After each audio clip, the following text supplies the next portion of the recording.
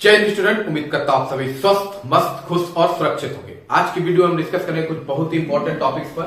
सबसे पहले हम बात करेंगे आईटीआई इंस्ट्रक्टर को लेकर मैंने एक इंपॉर्टेंट नोटिस बताई थी पिछली वीडियो में, उस पर अपडेट लेंगे, कुछ चेंजिंग हुई है। इसके अलावा 2015-16 के बच्चे क्वेश्चन पूछ रहे हैं कि उनका इंटरव्यू कब तक होगा, उस पर भी हम बात करेंगे। इसके अलावा मुख्य सेविका का कौन कौन सा डॉक्यूमेंट लगेगा, कौन कौन से डॉक्यूमेंट आपको तैयार रखने हैं, किस चीज का कौन सा डेट होना चाहिए, सारी इंफॉर्मेशन इस वीडियो में आपको मिलेगी। इसके अलावा कास्ट सर्टिफिकेट, पेट स्कोर कार्ड, डोमिसाइल सर्टिफिकेट को लेकर जो भी प्रॉब्लम बच्चों के क्वेश्चन है, सब कुछ इस वीडियो में मैं कवर करने वाला हूं। इसके अलावा ओवरलैपिंग को लेकर बच्चों के जो क्वेश्चन है, नॉर्मलाइजेशन किस शिफ्ट में हो सकता है, कितना हो सकता है, क्या कट ऑफ 65 प्लस जाने वाली है, इस सभी चीजों पर हम बात करेंगे।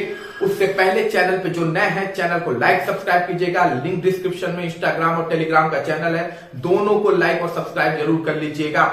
चलिए चलते हैं वीडियो की ओर। वीडियो बहुत इंफॉर्मेटिव है तो पूरा जरूर देखिएगा। सबसे पहले बात कर लेते हैं आईटीआई इंस्ट्रक्टर को लेके। तो देखिए, आईटीआई इंस्ट्रक्टर को लेके मैंने एक अपडेट दी थी कि 18 नवंबर को लोग लखनऊ जाने वाले हैं। तो 18 नवंबर को कोई लखनऊ नहीं जा रहा है, क्योंकि धारा 163 लग गई है। 163 लग गई है, जो पहले धारा 144 कहलाती थी। नए कानून के तहत उसे धारा 163 कहा जाने लगा है। तो इसकी वजह से 20 तारीख तक कोई भी भीड़ इकट्ठा नहीं की जा सकती है। तो इस वजह से ये प्लान टोटली कैंसिल हो गया है, जो 2406 भर्ती वालों का था। दूसरा, 15-16 वाले बच्चे जो इंटरव्यू को लेकर क्वेश्चन पूछ रहे हैं कॉन्टिन्यूअस, 2015-16 वाले बच्चे, तो उनको मैं बता दूं कि देखिए, आप लोग में जो 15 वालों का इंटरव्यू है, हो सकता है दिसंबर में आपको कुछ डिपार्टमेंट का इंटरव्यू देखने को मिले। इंटरव्यू में डिले होने का रीजन है कि आपका जो ट्रेड वाइज इंटरव्यू होना है, और ट्रेड वाइज जो उनको एक्सपर्ट जो है, देखिए दो तो जो इंटरव्यूअर है वो आपके आयोग की तरफ से, वो तो चलिए हो जा रहे हैं, लेकिन एक एक्सपर्ट का बैठना बहुत जरूरी है, और वो एक्सपर्ट ना मिलने की वजह से इसमें डिले हो रहा है। ठीक है, तो यही एक बड़ा रीजन है जिसकी वजह से आपका इंटरव्यू में इतना डिले हो रहा है। बाकी 2016 वाले बच्चे, अभी देखिए काफी लोग कह रहे हैं कि दिसंबर में आपका इंटरव्यू कंडक्ट हो जाएगा, तो मुझे नहीं लगता कि अभी 2016 वाले बच्चों का इंटरव्यू दिसंबर में भी कंडक्ट होगा। ये मान के चलिए इनका इंटरव्यू जनवरी से पहले कंडक्ट नहीं होने वाला है। ठीक है, हालांकि 15 वालों का भी जनवरी जाएगा, लेकिन कुछ ट्रेड का हो सकता है आपको दिसंबर में देखने को मिले, क्योंकि दिसंबर में बहुत व्यस्तता भी आयोग की हो जा रही है, टाइपिंग होने वाला है, एग्जाम कंडक्ट होने वाला है। तो देखिए इस प्रोसेस में इंटरव्यू को लेके वो कितना एक्टिव होते हैं। लेकिन मुझे जहां तक लगता है कि जो 15 के बच्चे, उनके 1-2-4 ट्रेड का इंटरव्यू हो सकता है, लेकिन 16 के बच्चों के दिसंबर में भी इंटरव्यू होने के चांसेस ना के बराबर हैं। अब हम बात कर लेते हैं दूसरी अपडेट की। तो दूसरी अपडेट है मुख्य सेविका में। ठीक है, मुख्य सेविका की भर्ती को लेके मेरे प्रीवियस वीडियो में बच्चों ने क्वेश्चन पूछा था, कौन कौन से डॉक्यूमेंट लगने हैं, सब पर हम बात करते हैं। सबसे पहले हम बात कर लेते हैं कौन कौन से डॉक्यूमेंट लगेंगे। तो देखिए, सबसे पहला जो डॉक्यूमेंट लगता है वो आपका, जब डीबी का नोटिस जारी होता है तो उसके साथ कुछ कुछ एप्लीकेशन फॉर्म्स होते हैं जिन्हें आपको भरना होता है। ठीक है, जिसमें से एक तो आपका एप्लीकेशन फॉर्म नाम से होता है, जिसमें आपका डेटा एक्सेट्रा ये सब भरा जाता है। ये जब आपका डीबी का नोटिस आएगा तो उसमें आपको ये मिल जाएगा। ठीक है, उसी में ये अटेस्टेड होता है एप्लीकेशन फॉर्म। इसके अलावा एक और फॉर्म होता है जिसे आप कहते हैं अटेस्टिंग फॉर्म। अटेस्टिंग फॉर्म होता है, एक अटेस्टिंग फॉर्म भी होता है, उसी में होता है ये। ठीक है, अटेस्टिंग फॉर्म ये भी उसी में ही होता है। तीसरा आपका इंडेक्स फॉर्म, ये भी उसी में होता है। ठीक है, उसी नोटिस के साथ ये भी आपका अटेस्ट आता है। आप देखे होंगे अभी लेखपाल की जो डीबी कंडक्ट हुई थी, वीडियो की डीबी कंडक्ट हुई थी, उसमें भी आपको ये देखने को मिला होगा। ठीक है, एक और होता है जिसमें आपका डिटेल पूरा पूछा जाता है, चौथा फॉर्म होता है। डिटेल को लेके एक फॉर्म होता है ये भी।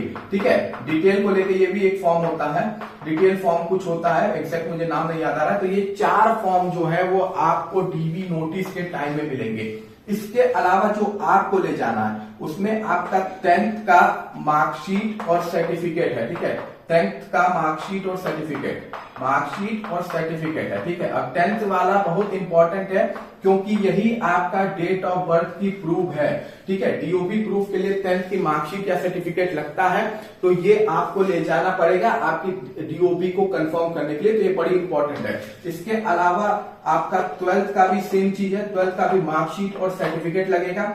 उसके अलावा जो 7वां आपका है जो डिग्री है, ठीक है, डिग्री लगेगी और आपका बैचलर का मार्कशीट लगेगा, ठीक है, डिग्री लगेगी और आपके बैचलर का मार्कशीट लगेगा, ठीक।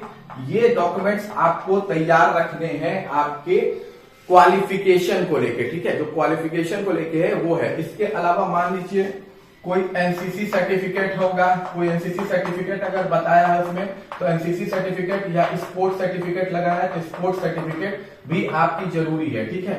इसके अलावा 9वीं जो इंपॉर्टेंट चीज है वो है आपका रिजर्वेशन सर्टिफिकेट, ठीक है। जो रिजर्वेशन सर्टिफिकेट है, जाति प्रमाण पत्र जो होता है, जाति प्रमाण पत्र जो होता है ना, वो आपको ले जाना पड़ेगा, ठीक है, रिजर्वेशन सर्टिफिकेट, ठीक।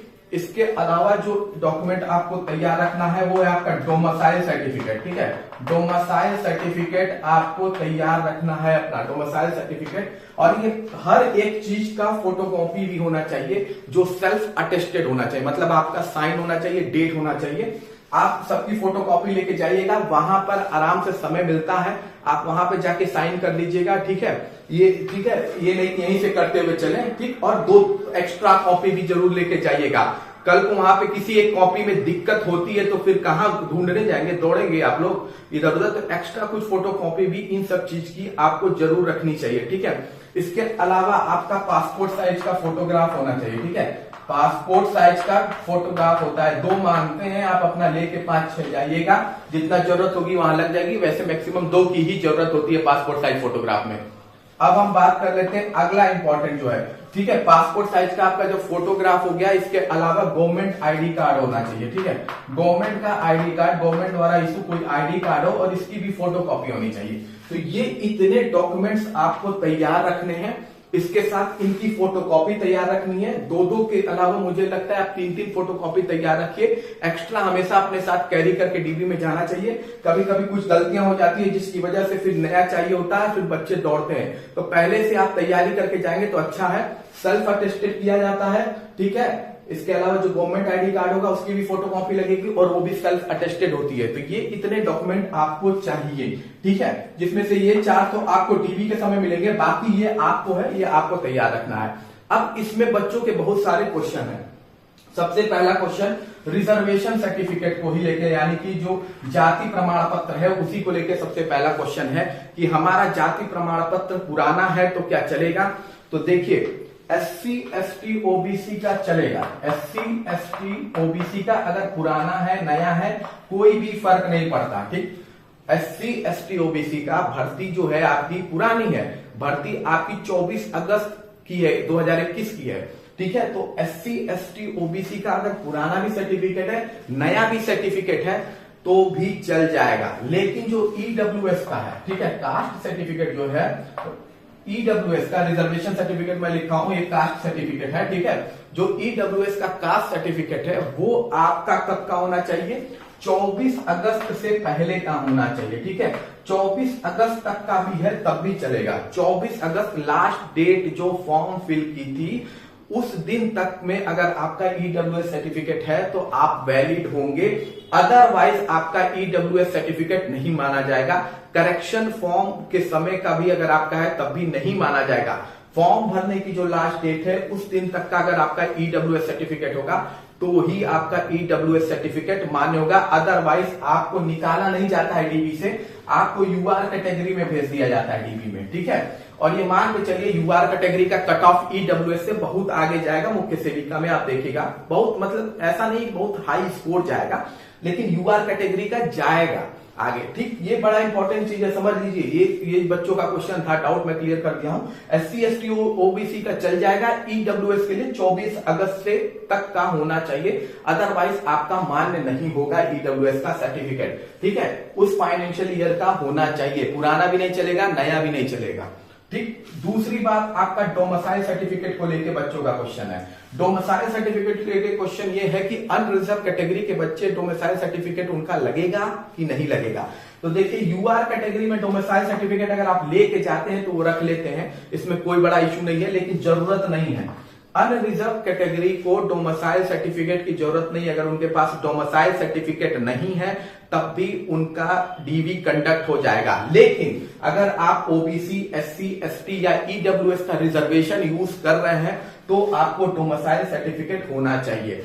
नया है तब भी चलेगा, पुराना है तब भी चलेगा। मेनली है यूपी के निवासी आप होने चाहिए हर हाल में, तभी आपको ये रिजर्वेशन का बेनिफिट मिलेगा। ठीक है, तो डोमिसाइल सर्टिफिकेट अनरिजर्व कैटेगरी के पास नहीं है तो परेशान होने की कोई भी जरूरत नहीं है। ठीक है, अब क्वेश्चन ये है कि आपका कास्ट सर्टिफिकेट में पेट स्कोर कार्ड नहीं है। बहुत लोग कह रहे हैं पेट स्कोर कार्ड गायब हो गया है, तो इस किसी भी डॉक्यूमेंट में पेट स्कोर कार्ड की जरूरत नहीं पड़ती है। पेट स्कोर कार्ड आपका नहीं मान्य है, मांगा नहीं जाता है, इसलिए अगर आपका गायब भी हो गया है तो कोई दिक्कत की बात नहीं है। पेट स्कोर कार्ड डॉक्यूमेंट वेरिफिकेशन में नहीं लगता है। ठीक, इसके अलावा बच्चों का क्वेश्चन ये है, डोमिसाइल सर्टिफिकेट की प्रॉब्लम हो गई, कास्ट सर्टिफिकेट की प्रॉब्लम हो गई। कास्ट सर्टिफिकेट में एक और प्रॉब्लम है, वो प्रॉब्लम ये है कि मैं जब फॉर्म भरे थे तो शादीशुदा नहीं थी, अब मैं शादीशुदा हूं, या फॉर्म भरते समय मैं फॉर्म भरी थी तो मैं शादीशुदा थी, तो मेरा जो कास्ट सर्टिफिकेट है वो किस साइड का लगेगा? तो कास्ट सर्टिफिकेट हमेशा फादर के साइड का मान्य होगा। आप किसी भी जाति में बाद में शादी कर लेती हैं तो वो कास्ट सर्टिफिकेट हस्बैंड साइड का मान्य नहीं होता है।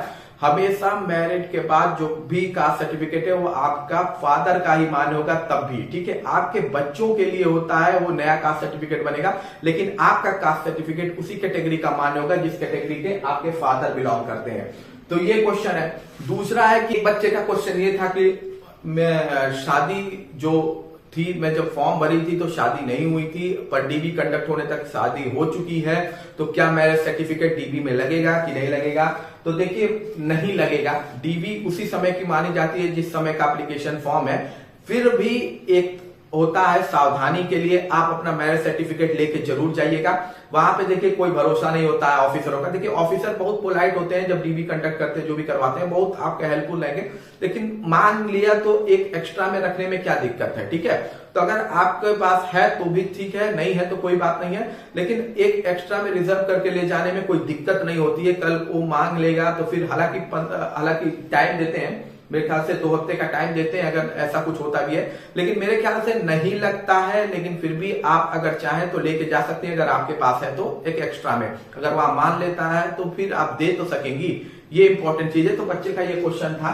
ठीक, इसके अलावा और क्वेश्चन ये था कि स्पेलिंग मिस्टेक अगर है, मान लीजिए किसी के 10th के उसमें स्पेलिंग मिस्टेक है, किसी के किसी चीज में स्पेलिंग मिस्टेक है, जो स्पेलिंग मिस्टेक है उसका क्या? तो जो स्पेलिंग मिस्टेक है उसमें आप एक एफिडेविट बनवा लीजिएगा। ठीक है, एफिडेविट बनवा लीजिएगा। किसी भी तरह का एरर होता है तो आप एक एफिडेविट उसके नाम का बनवा लीजिएगा। ठीक है, एफिडेविट जमा हो जाएगा, आपका वो मान्य हो जाएगा। ठीक है, ये याद रखिए कि अगर स्पेलिंग मिस्टेक होती है, कुछ एरर है, बड़ा एरर भी है, छोटा एरर भी है, तो एफिडेविट जरूर बनवा लीजिएगा। देखिए छोटी स्पेलिंग मिस्टेक को वो मान लेते हैं, लेकिन बड़ी है तो एफिडेविट जरूर लगा लीजिएगा। स्पेलिंग भी एरर हो या कोई भी एरर हो तो एफिडेविट उसका जरिया है। एफिडेविट आपको बनवा लेना है कचहरी से और आपका कार्य हो जाएगा। डीबी में कोई दिक्कत नहीं आने वाली है। मैंने टोटल आपके सारे क्वेश्चंस के जवाब दे दिए हैं डॉक्यूमेंट को लेके।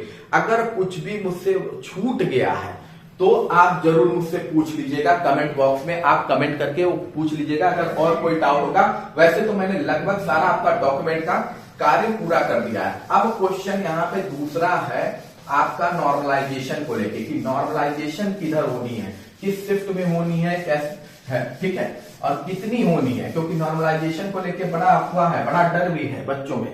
ठीक है, तो देखिए नॉर्मलाइजेशन जो है 2 चीज पे बेस करता है। पहली जो इंपॉर्टेंट चीज होती है आपका किस शिफ्ट का पेपर हार्ट है, और दूसरा है जो टैलेंटेड बच्चे होते हैं। टैलेंटेड बच्चे किस शिफ्ट में ज्यादा है, ठीक है, रीजन और भी होते हैं, एब्सेंट किस शिफ्ट में बच्चे हैं, स्कोर किस शिफ्ट में बच्चों ने ज्यादा किया है। ठीक है, आमोना नहीं कि टैलेंटेड बच्चे जिस शिफ्ट में होंगे उस शिफ्ट में स्कोर ज्यादा होगा। तो नॉर्मलाइजेशन का कोई इससे लेना, कभी कभी इस चीज का भी फर्क पड़ता है, लेकिन ज्यादातर जो नॉर्मलाइजेशन का फर्क पड़ता है वो किस पेपर हार्ड होता है, इस पर होता है। तो उम्मीद यही मान के चलिए, जहां तक मुझे लगता है कि शिफ्ट 2 वालों को नॉर्मलाइजेशन में हो सकता है बेनिफिट मिल जाए और शिफ्ट 1 वालों को नुकसान झेलना पड़ जाए। ठीक है, ये हो सकता है, ये कहा जा रहा है हम लोग को पेपर के हिसाब से। आयोग में सब कुछ देखा जाएगा कि किस शिफ्ट में मार्क्स ज्यादा स्कोर हो रहा है। अगर शिफ्ट 2 में मार्क्स ज्यादा स्कोर हो रहे होंगे तो शिफ्ट 2 को इसी मान लेगा। तो नॉर्मलाइजेशन के बहुत सारे प्रोसेस हैं जिसकी वजह से बहुत ही कंफ्यूजन होती है। नॉर्मलाइजेशन एक परफेक्ट स्केलिंग प्रोसेस नहीं होता है। तो ठीक है, तो शिफ्ट 2 वालों को ज्यादातर उम्मीद है कि शिफ्ट 2 वालों को ज्यादा हो सकता है बेनिफिट नॉर्मलाइजेशन में मिले, शिफ्ट 1 वालों को ना मिले। अब कितना बेनिफिट मिलेगा, तो ज्यादा से ज्यादा 1 नंबर या 2 नंबर का बेनिफिट मिलेगा। इससे ज्यादा का बेनिफिट और अप डाउन की उम्मीद मत रखिएगा, ठीक है। शिफ्ट 2 शिफ्ट 1 में इससे ज्यादा की उम्मीद मत रखिएगा। 1 नंबर से 2 नंबर बिल्कुल ये उम्मीद मत रखिएगा 10 नंबर या 12 नंबर या 7 नंबर ऐसे नंबर भाग जाएंगे, ऐसे बिल्कुल भी नहीं भागने हैं। 2 ही तरह से नंबर भागेंगे, या तो 1 नंबर बढ़ जाएगा या तो मैक्सिमम होगा तो 2 नंबर। इससे ज्यादा का फर्क दोनों के पेपर में नहीं था, क्योंकि दोनों का पेपर टफ था, इसमें कोई डाउट नहीं है। शिफ्ट 2 थोड़ा ज्यादा टफ था क्योंकि शिफ्ट 1 को थ्योरी पेपर ज्यादा कहा गया है, लेकिन इतना आसान भी पेपर नहीं आया था कि इतना नंबर का गैपिंग आपको देखने को मिल जाएगी, ठीक है। अब हम बात कर लेंगे दूसरा कि ओवरलैपिंग को लेकर क्वेश्चन था बच्चों का कि हम ओबीसी से बच्चे भरे तो कैसे यूआर में चले जाएंगे, तो बिल्कुल चले जाएंगे। अगर यूआर का कट ऑफ मान लीजिए 80 गया, ओबीसी में कोई भी बच्चा 80 पर है तो वो यूआर में आ जाएगा, यही ओवरलैपिंग कहती है। हर भर्ती में लगता नहीं है, किसी भर्ती में लगता है, किसी भर्ती में नहीं लगता है, ये डिपेंड करता है वहां पर ऑफिसरों पर। अगर लगेगा तो बिल्कुल, अगर आपके पास ओबीसी सर्टिफिकेट है और आपका मार्क्स 80 में है तो आपको यूआर में मान लिया जाएगा, भले आप फॉर्म ओबीसी से भरे हो, एससी से भरे हो या एसटी से भरे हो, इससे कोई मतलब नहीं है। ज्यादातर ओवरलैपिंग में बेनिफिट ओबीसी और पीडब्ल्यूएस वालों को होता है, एससी वालों को, एसटी वालों को ज्यादा कट ऑफ में बेनिफिट नहीं मिलेगा।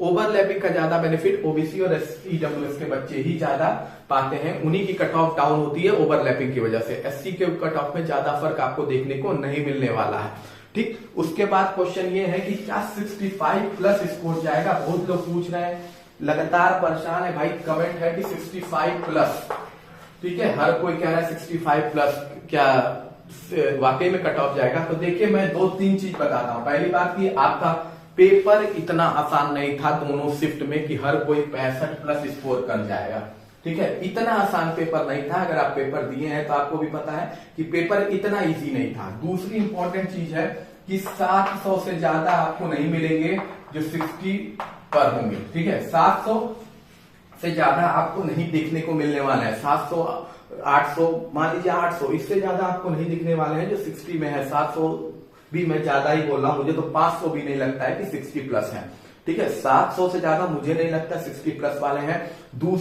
तीसरी चीज है अभी क्वालिफिकेशन को लेके डीबी में सब क्लियर होगा। क्वालिफिकेशन को लेके अगर बाहर हुए बच्चे तो फिर आप मान के चलिए ये 300 भी नहीं बचेंगे, फिर ये 60 प्लस वाले 300 भी नहीं बचेंगे, 300 350 भी नहीं बचेंगे, ठीक। तो और पोस्ट कितनी है आपकी थी, तो पोस्ट आपकी लगभग 2693 थी, ठीक है। पोस्ट कितनी थी 2693, उसमें से 126 को उन्होंने घटा दिया है, ठीक है।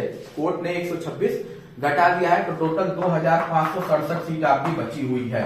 तो आप मान लीजिए अगर इसमें क्वालिफिकेशन नहीं भी, अभी क्वालिफिकेशन को लेके कुछ भी क्लियर नहीं भी है, तभी 500 से 600 बच्चे अगर घटा भी देते हैं आप, मान लीजिए 500 घटा दिए, तभी 2067 बच्चे तो है ना। और ये कहां पे होंगे, ये वही होंगे 40 से 60 के बीच में, ठीक है। ये 40 से 60 के बीच में, ठीक है, 40 से 60 के बीच में होंगे। देखिए एक बात ये भी मान के चलिए कि जैसे जैसे मार्क्स कम होता है बच्चे बढ़ते जाते हैं, ठीक है। 55 पे अगर 100 बच्चे हैं तो 54 पे 150 बच्चे हो सकते हैं, 53 पे 200 बच्चे हो सकते हैं। तो ये डिपेंड करता है कि कितने मार्क्स कम होते जाते हैं, ठीक है। तो ये ऐसा नहीं है कि 65 आपका कट ऑफ चला जाएगा।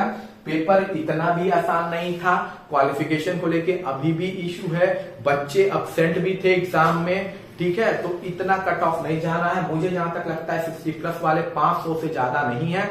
मैं तो 700 लिख दिया हूं, मान के चलो मैक्सिमम मान लेते हैं, 500 नहीं है। और अगर क्वालिफिकेशन को लेके अप डाउन होता है तो ये 300 रह जाएंगे। तो आप खुद ही अंदाजा लगा लीजिए कि 65 जाएगा कि नहीं जाएगा।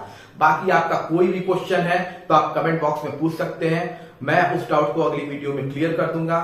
बाकी वीडियो अच्छा लगे तो शेयर कर लीजिएगा, लाइक कर लीजिएगा। मिलते अगली वीडियो में। जय हिंद, जय भारत।